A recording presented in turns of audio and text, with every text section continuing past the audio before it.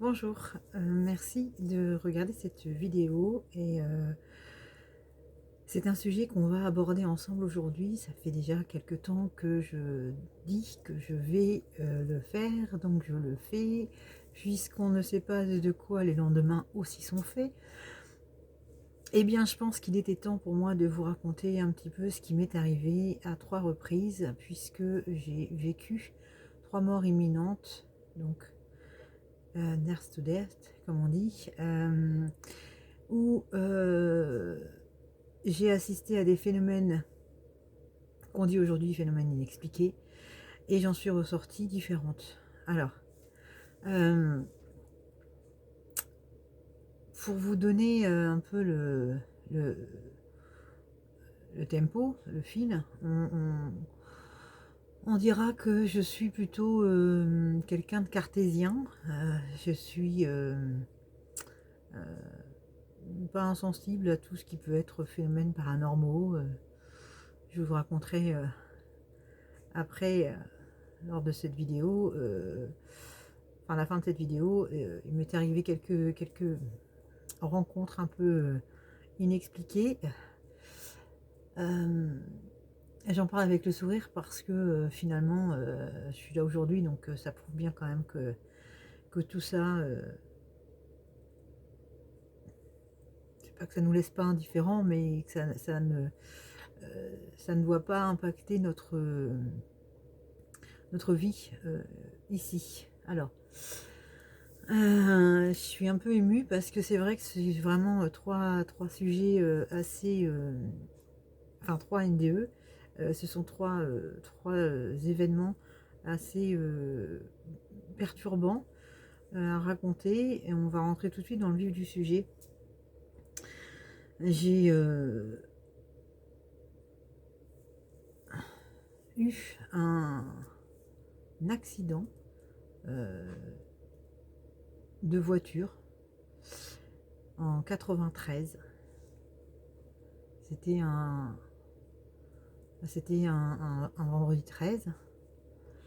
Alors, est-ce qu'on pourra parler un petit peu de chance, de malchance? Je voulais juger.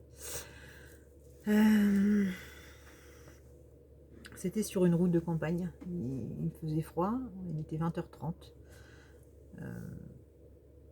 Il faisait nuit. Et on était au mois de décembre.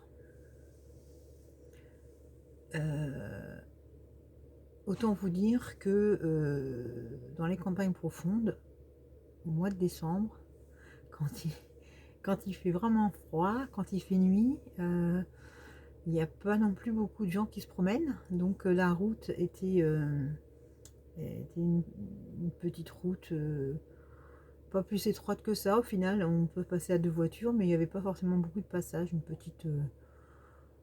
petite route de campagne, une petite départementale, tout simplement. Et ce qui s'est passé ce jour-là, c'est que je roulais très vite, mais trop vite, vraiment trop vite. Donc je suis dans ma voiture, seule. Euh, je suis stressée, je suis énervée, je veux rentrer chez moi. Je reviens de déposer à l'époque mon père qui n'avait pas la garde de mon demi-frère, donc qui allait le voir, mais qui n'avait pas son permis.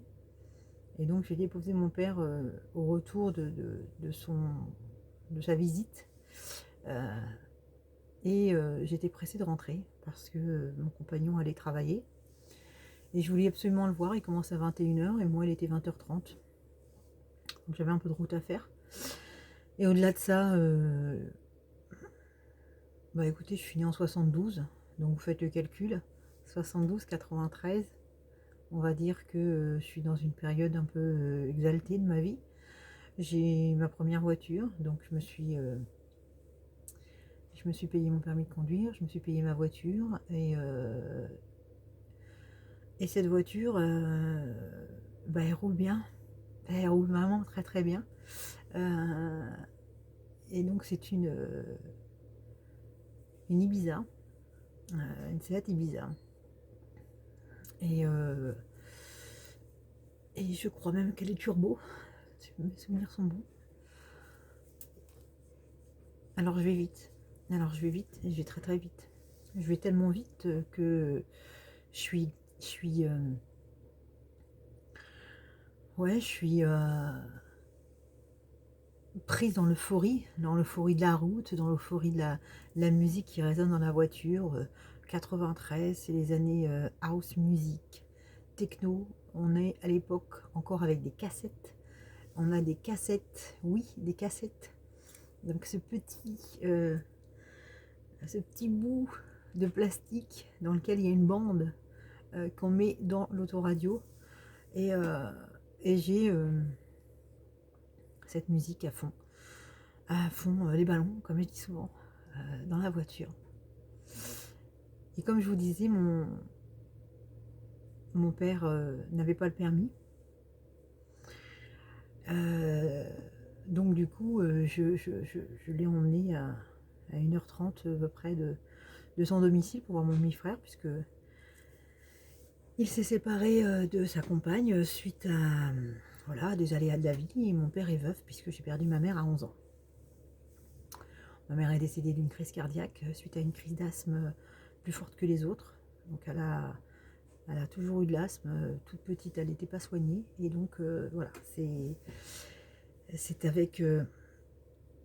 avec beaucoup de force et de courage que mon père nous a inculqué les valeurs de la vie et aussi donc de faire attention à ce qu'on a. Peut-être pas forcément faire attention à soi, je sais pas. Euh, En tout cas, ce soir-là, je vais tellement vite que je me préoccupe pas de ça. Je vais vite, je vais à plus de 110 km/h sur une petite route de campagne où c'est limité à l'époque à 90. Vous allez me dire, c'est pas si rapide. Sauf que c'est une route qui est pleine de virages, qui est assez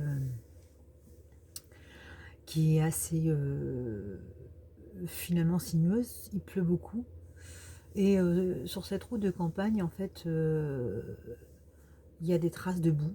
Donc, l'agriculteur qui sort du champ et rentre du champ constamment avec son tracteur euh, disperse de la boue sur la route. Et la route est complètement graveleuse. Elle est pleine de terre, de cailloux. Et finalement, ça fait une boue. Et moi, j'arrive avec ma vitesse à fond. Et donc les 110 km/h. Alors je le sais parce que les pompiers ont dit que le compteur s'était bloqué à 110. Sauf que dans les petits virages qui sont en face de moi, à un moment donné, je crois que je le sais, hein, je crois que je sais que ça matchera pas, ça le fera pas. Et je roule comme si on était sur une ligne droite, comme si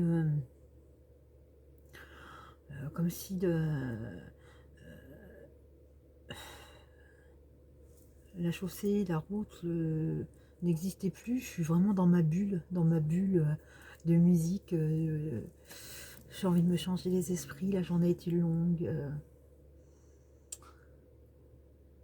La journée était lourde. Émotionnellement, c'est compliqué. Alors j'appuie. Je vais rentrer chez moi. Premier virage. Donc il y en a 3. Ça fait vraiment comme ça. On est sur un premier virage à droite, comme diraient les pilotes. Virage à gauche, virage à droite. Alors le virage à droite me commence à me faire glisser. Je sens que la voiture, d'un seul coup, comme si je suis happée par cette courbe, comme si je me surprends à me dire mais ça va pas matcher entre la vitesse et l'angle court pour tourner. Il va me manquer il va me manquer soit de la distance sur le virage, soit il va falloir que je diminue la vitesse. Mais c'est pas possible. Dans les deux cas, c'est pas possible. Alors, le premier virage, en fait, la voiture se déporte. Je sens que je suis comme sur une seule roue. Je sens que je penche. Je penche. Et je vois le sac à main qui est à côté de moi, parce que j'ai mis un sac à main à côté de moi, côté passager. Et dans ce sac à main, il y a à l'époque 2000 francs. Je le sais parce que c'est mon père qui m'a donné 2000 francs pour le déposer sur son compte bancaire. Et je vois ce sac à main glisser et tomber. Donc là, je comprends que la voiture est penchée. Je vous dis ça calmement parce que la scène elle va très vite. Elle va très vite et on sait que ce qui arrive, on ne pourra pas l'éviter. On ne pourra pas le maîtriser et on ne pourra pas le contrôler. On le sait. Ne me demandez pas comment on le sait, on le sait. On sait. On sait qu'on le sait. Alors le premier virage est passé pour repartir sur le deuxième. Donc virage à gauche. Sauf que moi, j'ai pas pris des cours pour piloter un bolide. Je suis pas en train de faire un rallye. Je veux juste rentrer chez moi.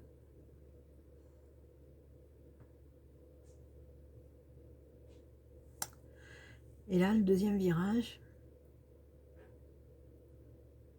je sais que sur la gauche, sur cette route, il y a un château au loin. Et sur le bord de la route de ce domaine, il y a des grands sapins avec un muret. Et je sais que si la voiture elle part vers le muret, je n'entrerai pas chez moi. Alors ça fait tout de suite tilt. Je reprends le volant, je redresse mon volant. Et là, je repars sur le deuxième, le troisième, enfin du deuxième au troisième virage. Donc je repars sur la droite. Donc c'est le dernier virage à passer. Et après, si je redresse, je vais tout droit. Et à 100 mètres, 200 mètres, il y a un stop.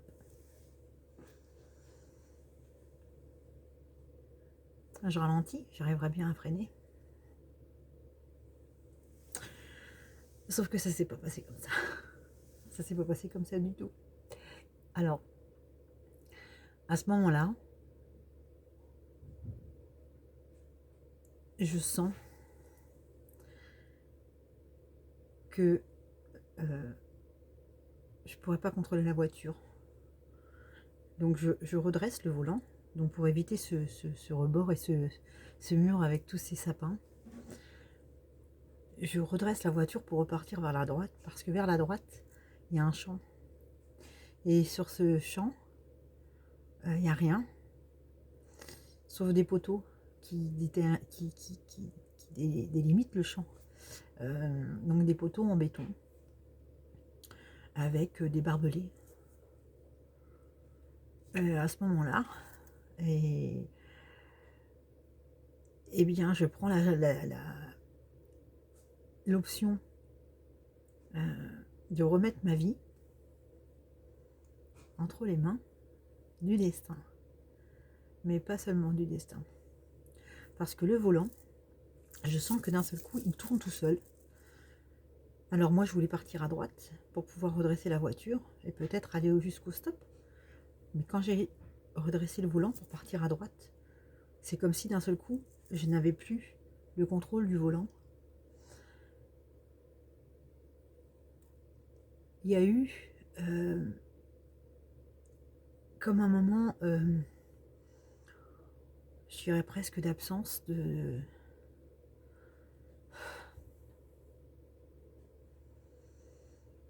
Vous savez, comme un vortex où on est aspiré vers autre chose. Je suis d'un seul coup, je lâche le volant tourne tout seul. Et quand je le lâche, je mets mes mains sur mes yeux, je penche ma tête entre mes jambes, comme je peux. Et là, j'ai hurlé d'une voix et d'un son qui ne peut pas sortir de ce corps qui est devant vous, parce que le son qui est sorti de ce corps est juste un son qui vient de l'au-delà, d'une autre euh, dimension, des profondeurs de nos entrailles. Et la seule chose que j'ai dit, c'est maman. Et j'ai hurlé maman. Je l'ai perdu, j'avais 11 ans. Vous avez fait le calcul. Je suis née en 72, on est en 93. Bah, c'est à elle que j'ai remis peut-être mon destin. En tout cas, c'est à elle que j'ai pensé à ce moment-là.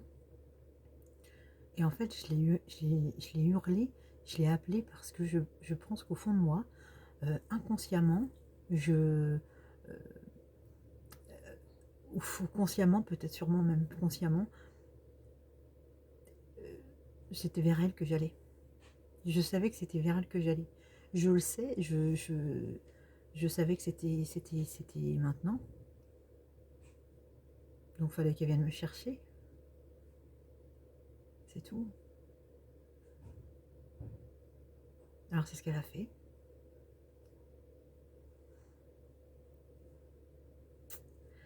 Elle est venue me chercher. À ce moment-là, la voiture vrille. Je perds le contrôle. Je m'envole. Je le sens. Je sens que je m'envole. Je parle pas de la voiture. Hein. Je parle de moi. Et je suis comme dans une boule, une bulle. En fait, c'est un cocon. C'est comme si on était dans du coton. À ce moment-là, il y a comme un bouclier qui se fait autour du corps de chair qui est là, comme une protection où ce corps est pris, comme extrait de l'endroit où il se trouve pour momentanément ne plus appartenir à rien, ne plus être dans cet instant, ne plus être dans cette voiture, ne plus être dans cette dimension, peut-être ne plus être conscient ou consciente qu'on est dans ce corps, ou ce corps, en tout cas, est endormi. Mais vous, vous êtes conscient que vous n'êtes pas à, à, à vivre ce qui va se passer après. Parce qu'il s'est passé quelque chose après. Pour le corps et pour mon esprit. Quand je suis dans cette bulle, je suis dans une sorte de pas de pièce parce que c'est pas matériel, mais je, je, je ne vois pas, je n'entends pas. Alors je ne vois pas avec mes yeux, je n'entends pas avec mes oreilles, je vais préciser parce que c'est important. Je ne touche pas avec mes doigts, mais je ressens. Je ressens un moment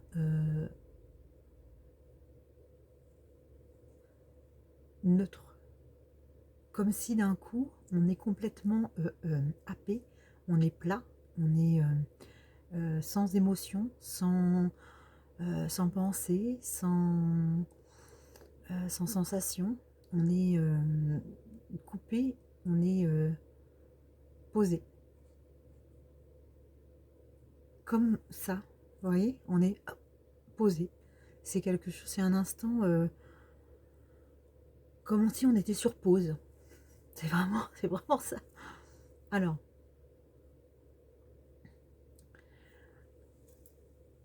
au moment où je vous parle, j'ai une coccinelle qui arrive sur mon téléphone. Pourtant, je suis dans une pièce fermée.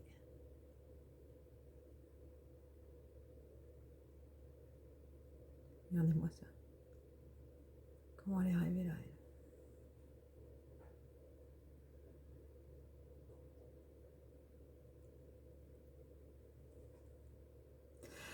Alors, on va la laisser se promener. Je pense qu'elle va s'envoler. Pour terminer, pour terminer mon envolée, j'ai dû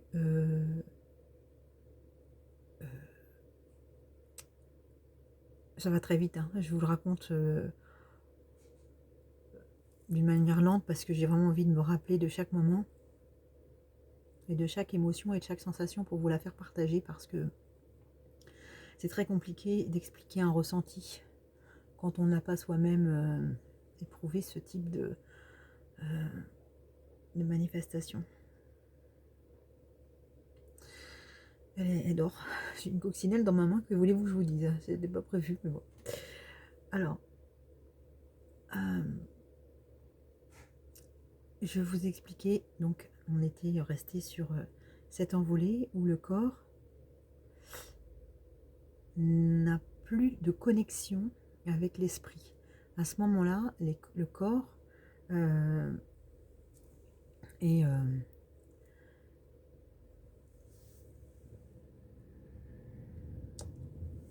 dans une sorte de bulle de protection aussi. Je le sais parce que quand je l'ai retrouvé, ce corps, parce que je ne l'ai pas réintégré tout de suite, c'est là où j'ai fait un merveilleux voyage. Quand j'ai réintégré ce corps,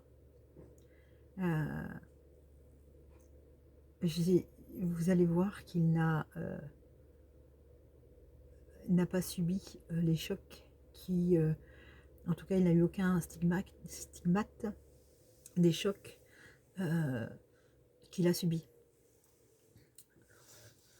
Je suis donc à ce moment-là dans un état conscient qu'en face de moi, je suis dans une dimension où je perçois au loin des silhouettes blanches dans une fumée blanche, et c'est des êtres qui viennent vers moi sous forme humaine, mais sans distinction de sexe. Donc ce ne sont ni des hommes ni des femmes. Ce sont des silhouettes blanches qui viennent vers moi. Alors, je vous disais tout à l'heure que je ne vois pas avec mes yeux, mais vous savez, quand on rêve, on visualise. Quand on ferme les yeux, on imagine. Et quand on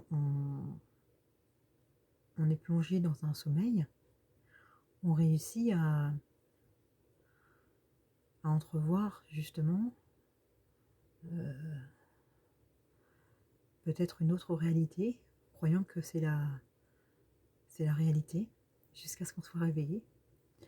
Eh bien, c'est à peu près pareil. C'est-à-dire que je suis au milieu de cette fumée blanche. C'est comme des nuages un peu partout. C'est une brume. Et je crois qu'il y a environ une dizaine de personnes autour qui viennent en cercle vers moi. Et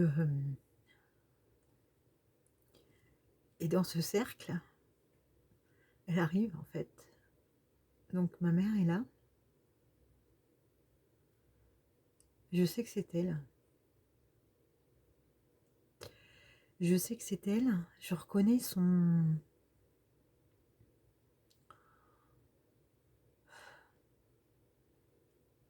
C'est comme son lien d'appartenance. Je reconnais son aura. Je sais que c'est elle. Je sais que c'est elle. Et elle vient vers moi avec les mains tendues. Et je les tends aussi vers elle.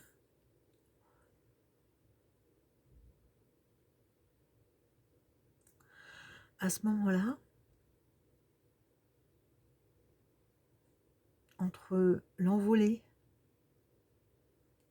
et le réveil dans la voiture, il va se passer 30 minutes.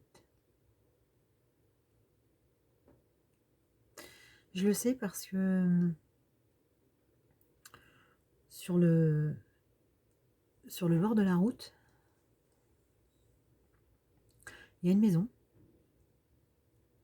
Et l'agriculteur qui sort régulièrement de ce champ avec son tracteur et ses roues pleines de boue habite cette maison. Et il y a 30 minutes, il est parti en ville et il n'y avait pas de voiture dans le fossé. Et quand il est rentré, il m'a trouvé et on a estimé, avec les pompiers, qu'il s'était passé 30 minutes.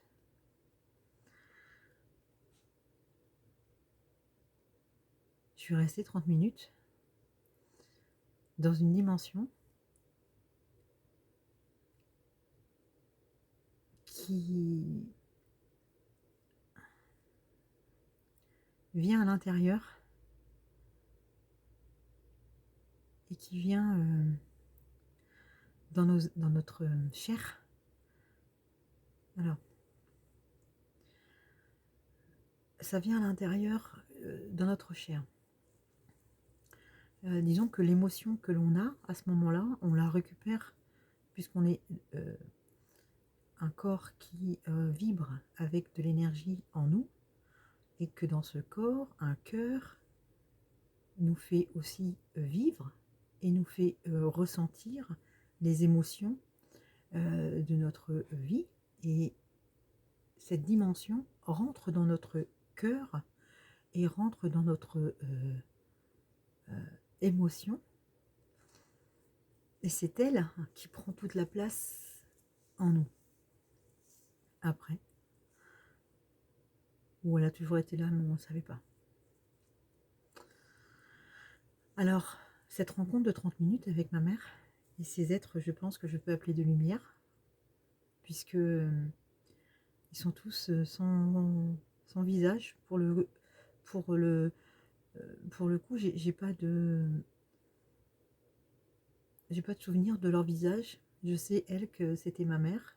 Je distingue des traits de son visage, des traits de sa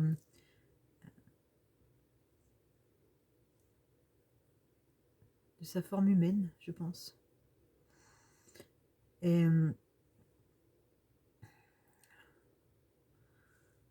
j'ai une grande discussion. Et je sais qu'il faut repartir. Alors la grande discussion, j'en ai pas de souvenir. Je le sais. Je sais que j'ai une grande discussion. Et peut-être que ce message était peut-être aussi l'objet de cette discussion. Peut-être qu'il y avait quelque chose à faire passer de génération en génération, d'humain en humain, d'expérience en expérience. Peut-être qu'il faut tous qu'on raconte les nôtres. Ça, c'est la première sur les 3. J'en ai 2 autres. Mort imminente. Donc, mon corps, à ce moment-là, est en train de vivre quelque chose de dingue parce que je suis toujours dans la voiture. J'ai pas été éjectée. Je suis en train de tourner avec la voiture. On fait un corps ensemble, un seul bloc. Je suis recroquevillée sur moi. Et j'ai la ceinture de sécurité. Et je vais faire 9 tonneaux à plus de 100 km/h. Et sur mon chemin, je vais casser 3 poteaux en béton armés avec tous les barbelés qui sont autour. Et la voiture, on va la retrouver au fond du champ. Elle aura fait environ 200 ou 300 mètres sur le toit. Toutes les vitres sont explosées.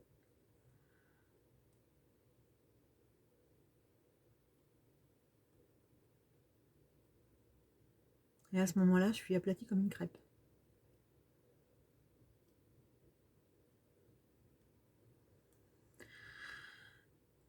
Je suis aplatie comme une crêpe. Donc je suis sur le toit et mon corps est pendu par la ceinture de sécurité. Enfin, la voiture est sur le toit et moi je suis pendue à l'intérieur, côté conducteur. Donc je suis pendue par la ceinture de sécurité et je suis à l'envers.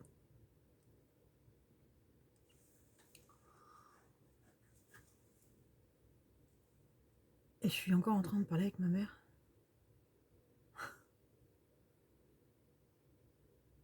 Elle est en train de me transmettre quelque chose.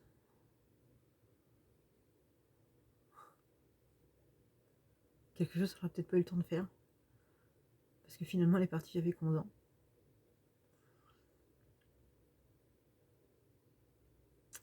Elle est en train de me transmettre de l'amour à ce moment-là. Ce qu'on appelle l'amour inconditionnel. Comme l'amour d'une mère à sa fille. Comme l'amour de toutes les mamans à leurs enfants. Elle est en train de me transmettre de l'amour en tenant mes mains. En tout cas, l'énergie de mon corps retranscrit, transposée dans mes mains, comme des mains virtuelles si vous voulez, comme si on était un avatar, comme si vous étiez en train de faire un rêve et que vous voyez votre corps dans votre rêve, et bien, sauf que à ce moment-là, j'entends, c'est pas ton moment, va-t'en, va-t'en, c'est pas ton moment, va-t'en,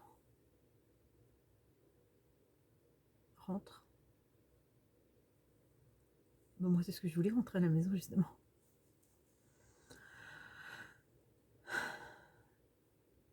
J'ai pas envie de partir, mais c'est pas un choix qu'on me donne.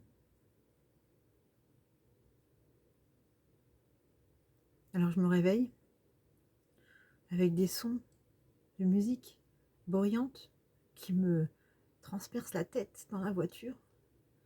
Et là, c'est pas fini. Parce que là, je me dis, je viens d'avoir l'accident, c'est fini. Mais je sens plus mon corps.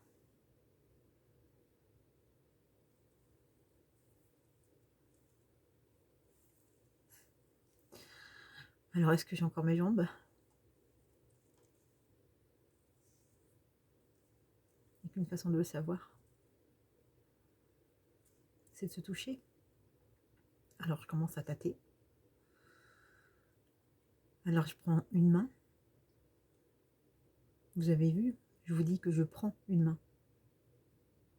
Je la prends pas avec une autre main. C'est mon esprit qui se saisit de ma main. Vous allez voir pourquoi je vous dis ça. Parce que je prends une main. Et cette main, je la fais tâter mon corps. Et je me dis, j'en ai une deuxième main. J'ai mes genoux. J'ai mes jambes. Je touche mes bras, donc ils sont forcément là aussi. Alors je détache la ceinture. Et là je tombe. Pas très bas parce que j'étais à moitié écrasée. Et je rampe comme un ver de terre. Comme un soldat. On voit ça à l'armée. Sous les barbelés. Là, je rampe entre la tôle et les bouts de verre. Et je sors par le coffre, à l'arrière. Et là, j'ai qu'une chose en tête. Retrouver le sac à main. Parce qu'il y a 2000 francs dedans. Donc je récupère le sac à main. Et l'agriculteur s'arrête. Arrive une voiture et une deuxième. Et une troisième.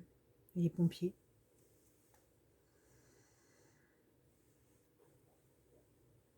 À l'hôpital, on trouvera qu'une petite cicatrice sur mon doigt, qui se voit même pas.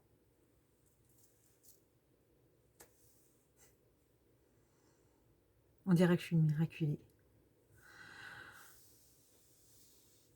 Alors, il m'a fallu beaucoup de temps pour atténuer le sentiment d'amour éternel, inconditionnel. Cet amour, il est au-delà de tout ce qu'on peut imaginer. On aime tout le monde, on fait partie d'un tout, on aime la vie elle-même est amour, on est dans le respect de toute la vie, dans son sa globalité, et on a d'un seul coup la conscience qu'on est tous connectés et reliés les uns aux autres. C'est un sentiment d'amour inconditionnel où on est comme éveillé à un sentiment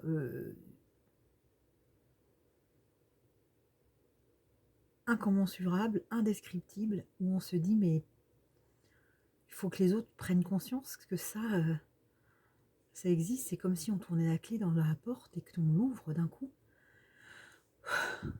On se prend une bouffée d'amour, et là,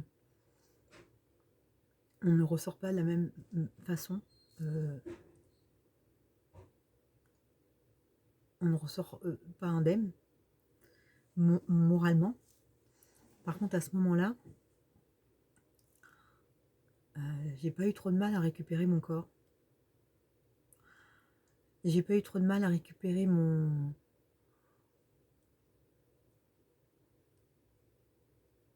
mental aussi.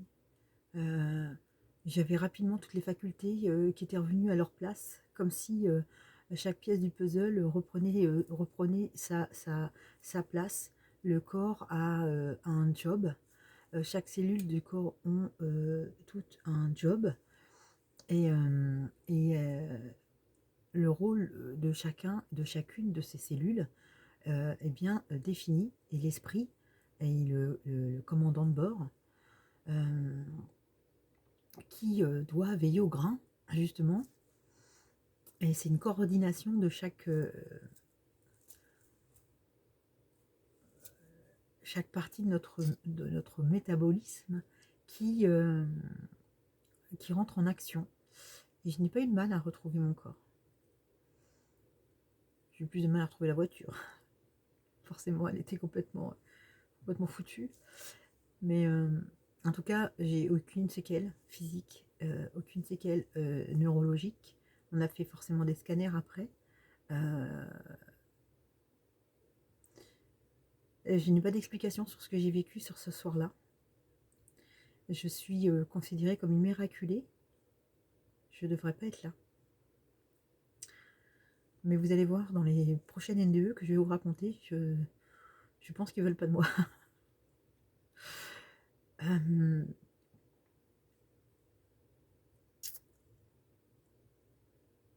Je pense qu'ils veulent pas de moi. Pas maintenant. Donc, j'ai, au travers d'une expérience très douloureuse, été amenée aussi à secourir ma petite nièce qui n'était pas en grande posture, qui s'étouffait avec une chips. Peut-être que notre rôle aussi, il n'est pas si complet, entre guillemets, que ça. Peut-être qu'il n'y a qu'un seul moment de vie qui compte plus que les autres pour pouvoir être là au bon moment, pour aider l'autre. En tout cas, c'était pas mon heure, parce que peut-être que je devais être là pour ma nièce. C'était pas mon heure. Et après cette aventure, parce que finalement c'est une sacrée aventure, cette aventure-là, il y a un portail qui s'est ouvert et il s'est jamais refermé. Donc j'ai côtoyé par la suite des entités.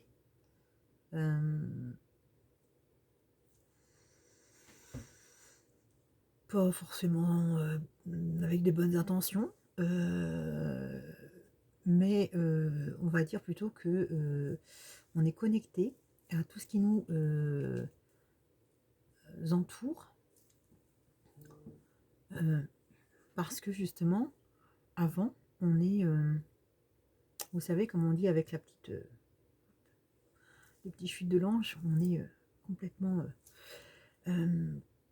amnésique de cette connexion qui nous unit tous, que ce soit du visible ou de l'invisible ou de dimension.